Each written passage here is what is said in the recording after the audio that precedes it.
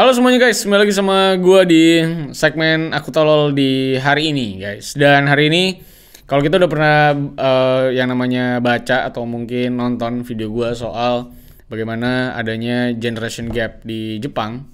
Nah sebenarnya Jepang juga punya permasalahan yang juga cukup kompleks dengan generasinya, yaitu adalah bagaimana Jepang itu diproyeksikan akan punah. Nah tapi kayaknya kalau bahas Jepang mulu kan bosen ya. Sekarang kita ke Korsel nih. Ini adalah pusat dari budaya K-pop ya kan. Ada Blackpink tuh. Saya suka banget sama siapa? Lisa. Bagus itu. Sama ada sekarang jeans baru ya. Celana baru nih. Yang juga bagus-bagus gitu kan. Dan menariknya ada sebuah premis dari sebuah penelitian yang mungkin nanti metodologinya juga perlu dipertanyakan lagi ya. Sebenarnya metode apa yang dipakai untuk menilai ini atau memproyeksikan ini. Dimana Korea Selatan katanya secara penduduk itu akan punah di tahun 2750. Nah ini menarik bagaimana sebenarnya faktornya kenapa dan bagaimana kepunahannya, dan sebenarnya pemerintah tuh udah ngapain aja untuk bisa nge-solve isu ini. Karena gue rasa isu ini tuh nggak ada di Indonesia, karena di Indonesia kan menganut sistem banyak anak, banyak rezeki. Anak adalah investasi terbaik masa depan bagi para orang tua. Silahkan like, share, subscribe. Mari kita mulai videonya. Let's begin the video guys.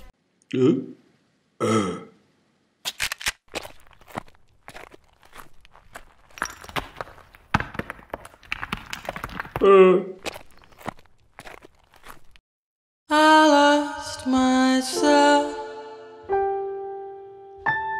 I waited still for a glimmer to arrive. I know it will. Oke, kita bakal bahas soal extinction of South Korea, anjay. Jadi kalau kita ngomongin soal kepunahan penduduk Korea Selatan yang katanya bakal punah di tahun 2750, atau dimana mungkin kita juga udah nggak hidup lagi sebenarnya, nggak ada kepedulian juga kita sebenarnya seharusnya. Dan kalaupun misalnya kita masih hidup, harusnya badan kita mungkin isinya mesin gitu, kayak di film-film bertemakan cyberpunk. Kalau pernah nonton Blade Runner ada wanita yang payudaranya 3 ya. Mungkin gue juga tangan gue 16 gitu ya. Nah intinya urusan ini sebenarnya udah ada dari lama soal isu kepunahan ini di Korea Selatan. Bahkan sudah sempat diprogramkan pronatalis atau yang namanya pendukung angka kelahiran pada saat itu dilakukan sama Jepang saat mereka menjajah Korea untuk bisa melahirkan lebih banyak orang untuk tujuan ekspansi Jepang ke Asia. Jadi butuh source orang yang lebih banyak. Dan dalam 10 tahun ke belakang, isu soal kelangkaan penduduk ini itu mulai dibahas lagi dan muncullah sebuah teori bahwa dengan kondisi angka kelahiran seperti sekarang ini di Korea Selatan atau Korsel, tidak menutup kemungkinan bahwa penduduk Korea Selatan bakal punah sepenuhnya di tahun 2750. Tapi intinya sebenarnya banyak sekali negara-negara maju yang sebenarnya mulai mengalami permasalahan demografik, di mana yang tua dan meninggal itu semakin banyak dan meningkat angkanya, dan yang muda dan yang baru lahir itu mulai mengalami stagnasi pertumbuhan angka. Bahkan di Korea Selatan sendiri, angka kematian itu jauh lebih tinggi daripada angka kelahiran di setiap harinya. Dan memang untuk urusan ini, Korea Selatan adalah salah satu negara yang paling mencolok untuk urusan angka kelahiran ini. Karena apa? Penyebabnya karena wanita di Korea Selatan itu sudah mulai tidak punya niatan untuk menikah dan mempunyai keturunan. Dan ya, dengan fakta ini, Korea Selatan menduduki puncak klasemen sementara sebagai salah satu negara dengan tingkat kelahiran dan kesuburan terendah di muka bumi. Jadi secara data, kalau lu cek di Google soal birth rate di Korsel, ini gampang banget ya, lu tinggal ketik aja birth rate in South Korea. Nah, setiap tahunnya lu itu tercatat di Google, yang secara simpelnya gue ambil dari tahun 2021, 2022, dan 2023. Setiap tahunnya itu mengalami penurunan persentase terus. Dan maka itu kalau nggak ada perubahan yang terjadi di Korea Selatan secara natural, Korea Selatan bakal punah sepenuhnya secara penduduk di tahun 2750. Dan sepertinya data ini nggak akan berubah dalam waktu dekat, karena menurut survei hanya 45% wanita di Korea Selatan yang bilang bahwa pernikahan adalah sesuatu yang penting dalam jenjang kehidupan mereka. Dan ini pun kalau misalnya mereka menikah pun, itu tentu aja mereka belum tentu mau punya anak.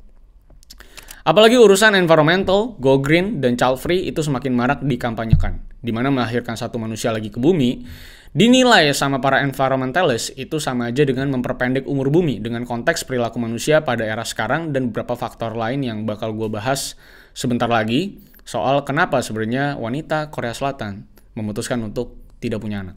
Dan ini menjadi gerakan yang masif. Dan kalau ngomongin konteks tahun 2750, di mana katanya Korea Selatan itu bakal punah secara natural, sebenarnya beberapa kota kecil di Korsel itu akan mulai benar-benar sepi duluan di tahun 2100-an.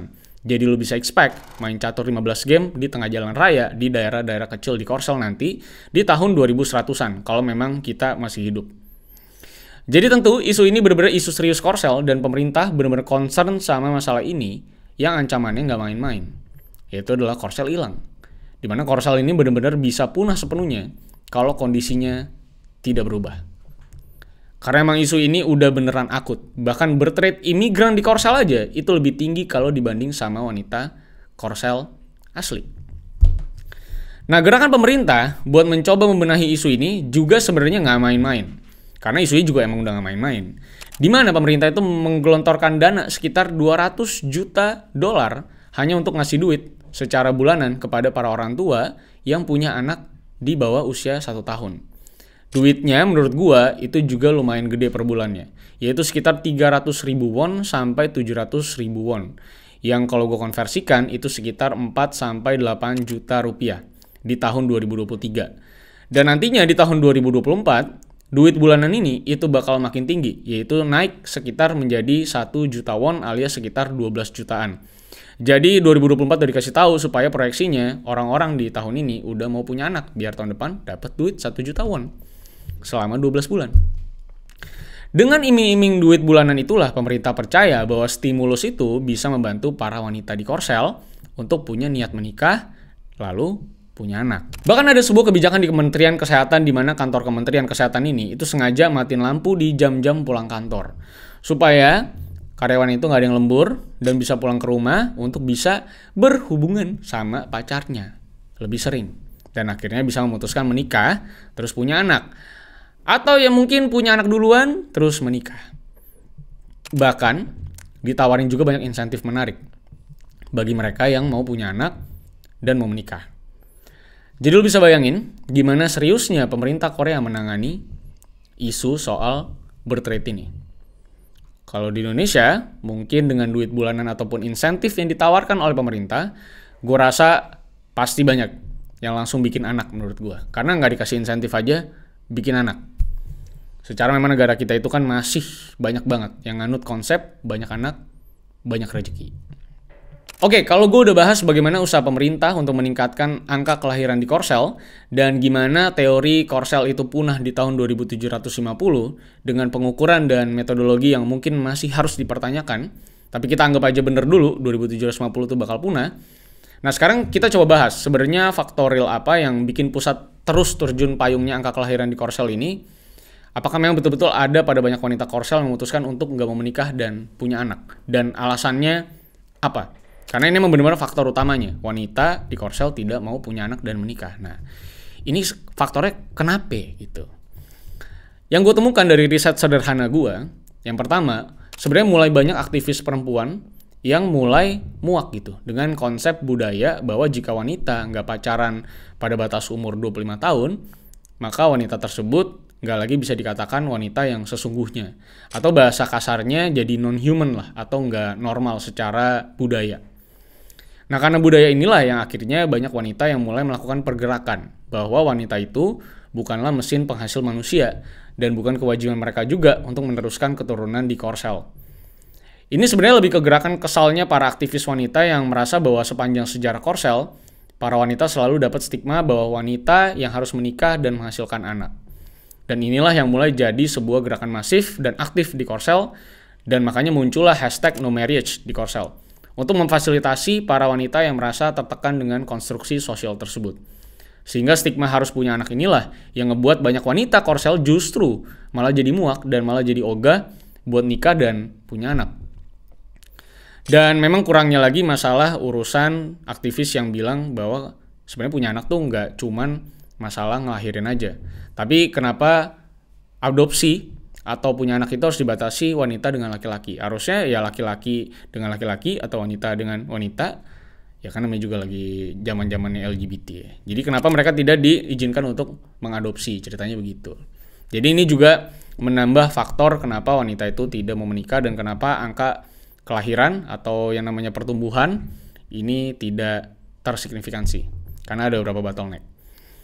Nah, faktor kedua yang besar, ternyata diskriminasi kepada wanita yang sudah menikah ataupun punya anak di Korea Selatan ternyata cukup parah. Bahkan beberapa wanita itu menyatakan bahwa untuk wanita Korea, pernikahan adalah soal bertahan hidup alias survival. Kenapa begitu menyeramkan gitu ya diksi yang dipakai? Nah, karena menurut mereka menikah itu sama dengan menyudutkan posisi wanita, di mana banyak perusahaan yang bakal langsung atau tidak langsung memecat para wanita yang sudah hamil ataupun punya anak. Jadi direct ataupun indirect cara mecatnya. Karena memang merasa bahwa akan ada banyak distraksi yang terjadi jika seorang wanita itu punya anak dan nantinya nggak bisa perform dengan baik di kantor sedangkan gajinya harus tetap sama. Dan dengan pemecatan karena faktor anak ini jadinya ngebuat para wanita yang tadinya bisa menghasilkan akhirnya harus kudu bergantung kepada para suaminya. Dan ini yang disebut dengan diksi atau konteks survival yang mereka sebutkan.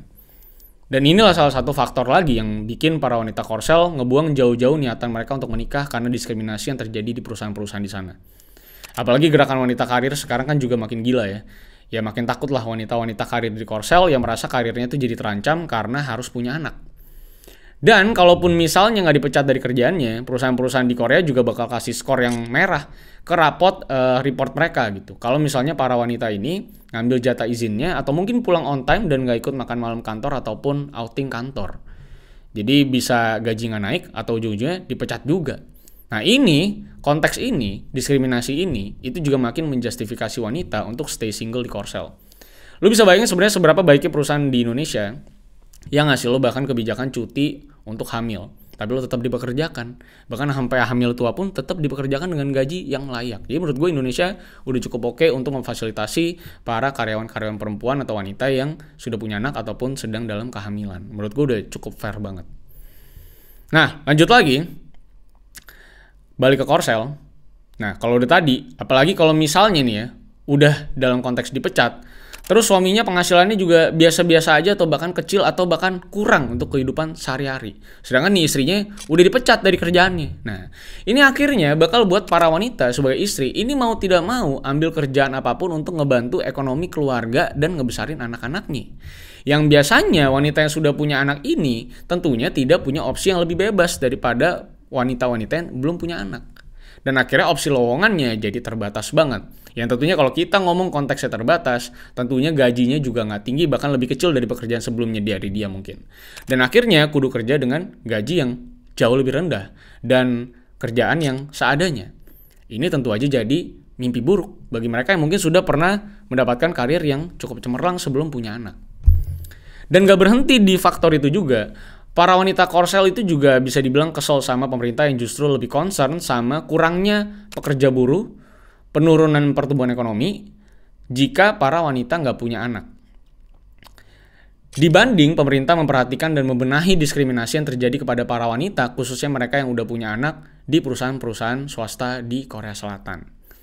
Jadi simpelnya kenapa pemerintah itu lebih fokus kepada kalau nggak punya anak ini Korsel nih bisa nggak punya buruh lagi nantinya gitu. Nah kenapa perhatiannya itu nggak di shifting? Gimana caranya bikin sebuah keadilan dalam memperlakukan para wanita-wanita yang sedang hamil ataupun punya anak di perusahaan-perusahaan tersebut gitu. Makanya faktor inilah yang ngebuat berapapun duit yang dikasih kepada mereka yang punya bayi di bawah 1 tahun yang digelontorkan sama pemerintah itu tidak akan bekerja dengan baik dan justru jadi bikin makin kesel para wanita di Korsel yang merasa bahwa rahim mereka seakan-akan jadi punya negara dan rahim mereka seakan-akan memang ditujukan untuk membantu masalah negara alias jadi kayak jual rahim demi negara dan pertumbuhan ekonomi dan melahirkan buruh-buruh baru. Nah ini yang menjadi kekesalan para wanita dianggap mesin gitu. Kenapa keresahannya juga adalah ini pertumbuhan ekonomi akan terhambat jika wanita-wanita ini tidak melahirkan anak. Nah itu yang bikin marah. Dan beberapa faktor minor juga itu jadi sebuah bayangan buruk para wanita Korsel dalam urusan pernikahan. Dimana mulai banyak kan sebenarnya wanita-wanita khususnya di negara-negara maju yang gajinya tuh bahkan bisa lebih gede daripada laki-laki. Nah terus wanita-wanita ini itu ngebayangin kalau misalnya nanti harus punya anak, tapi juga kudu bersihin rumah pas balik ke rumah. Karena kan kalau keluarga-keluarga sedang di Korea Selatan tentunya tidak punya housekeeper atau tidak punya pembantu gitu, tidak punya ART gitu ya. Kalau di sini kan menengah-menengah aja bisa punya ART. Nah, jadi mereka ngebayangin tuh udah nyampe rumah capek, udah gaji lebih gede juga gitu misalnya kan. Terus balik ke rumah mesti bersihin rumah. Terus selain bersihin rumah, terus kudu ngurusin anak-anaknya juga. Ya mungkin nangis-nangis jedotin pala ke lemari, nggak tahu lah ngapain gitu. Anak-anak kan unik gitu ya, kelakuannya gitu ya. Terus juga kudu ngasih support juga secara mental ke suaminya. Belum lagi kalau suaminya lagi pengen gitu, terus bininya udah capek banget nggak mau gitu. Nah, ini juga jadi sebuah bayangan yang buruk sekali ke para wanita Korsel karena mungkin curhat-curhatan wanita di sana ya, atau mungkin intinya bayangan para wanita inilah yang memang sudah dialami sama mereka lewat berbagai diskriminasi yang terjadi ke para wanita-wanita yang sudah hamil ataupun punya anak. Apalagi memang Korsel ini tuh patriarki banget. Jadi ya wanita tuh kudu melayani suami. Ya sebenarnya memang ini menjadi sebuah kewajiban budaya dan bahkan kewajiban juga di agama gitu ya. Yang memang akhirnya ini bikin para wanita ini makin stres kalau memang kudu mikirin nikah dan punya anak. Jadi udah stres duluan gitu, punya income gede tapi ujung-ujungnya harus stres-stresnya itulah yang mereka nggak mau. Makanya bikin mereka tidak mau menikah dan punya anak. Jadi menurut gua sebelum adanya keadilan bagi wanita dan proses menghargai dari pemerintah kepada para wanita di Korsel dan nge-shift keresahan pertumbuhan buruh dan pertumbuhan ekonomi karena kurangnya masyarakat, itu lebih baik di-shifting dulu bagaimana caranya menyelesaikan diskriminasi ini dan memberikan mental support ke para wanita-wanita ini. Memang kalau tidak terjadi itu, rasanya masalah ini juga akan terus terjadi dan gak akan solve. Dan menurut gua solusi gue yang tadi juga tentunya bukan solusi yang tidak dipikirkan, pasti sudah dipikirkan, tapi tentunya implementasinya pasti kompleks banget. Ya menurut gua solusi terpentingnya atau solusi termudahnya itu ada beberapa spekulan yang bilang kalau misalnya nanti Korut itu dan Korsel akhirnya gabung lagi, mungkin aja akan ada yang namanya angka kelahiran yang tinggi lagi gitu. Karena kan Korut tidak ada urusan seperti kayak gitu ya. Intinya perempuan-perempuannya mah siap gitu untuk saya ingin menikah dan punya anak gitu ya. Atau mungkin kalau misalnya nanti ada gelombang imigran besar-besaran ke Korsel yang mungkin bisa jadi salah satu solusi temporer untuk urusan kependudukan di Korsel ini. Yang mungkinnya tadi 2750 mungkin jadi 2751 gitu ya. Naik setahun. Nah, itulah dia soal masalah birth rate di Korea Selatan. Ya mungkin zaman-zaman gue kecil kayak gue bukan zaman kecil, mungkin zaman kuliah, zaman SMA gue gak pernah mikirin juga tuh kalau urusan birth rate-nya tiba-tiba rendah bisa ada urusan punah kayak gini gitu. Makanya memang penting banget untuk ngurusin yang namanya bagaimana kesenjangan dan konstruksi sosial itu harus dibuang jauh-jauh biar mereka yang mau menikah itu tidak terbeban apapun. Karena memang tempat tinggal di Korea Selatan juga mahal, terus menikah biayanya juga mahal juga di sana, dan budaya juga pasti beda sama Indonesia. Dan menurut gua ini juga jadi salah satu mimpi buruk bagi mereka-mereka anak-anak muda yang mau menikah di sana. Karena harus punya tempat tinggal sendiri, terus harus ngurusin anak-anak mereka, dan tentunya biayanya nggak kecil. Gue juga nggak yakin 1 juta won yang dikasih tiap bulannya sama pemerintah kepada para keluarga-keluarga ini itu cukup untuk nutupin seluruh kebutuhan mereka. Jadi tentunya banyak banget faktornya, dari grassroots-nya juga pasti udah gila-gilaan banget. Jadi kita tunggu aja perkembangannya, dan mungkin nanti akan ada uji coba lagi dari urusan metodologi bagaimana mengukur 2750 ini menjadi sebuah teori yang konkret. So, sampai jumpa semuanya di video selanjutnya. Kalau misalkan suka dengan video kali ini, silahkan like, share, dan subscribe. Coba komentar di bawah. Kira-kira kalau Anda kerja di Korea Selatan, apakah Anda akan punya anak di sana? Pertanyaannya simple. So, see you guys on the next video karena masih banyak hal yang menarik kita bisa bahas. And bye-bye guys. I lost myself. I waited still for a glimmer to arrive. I know it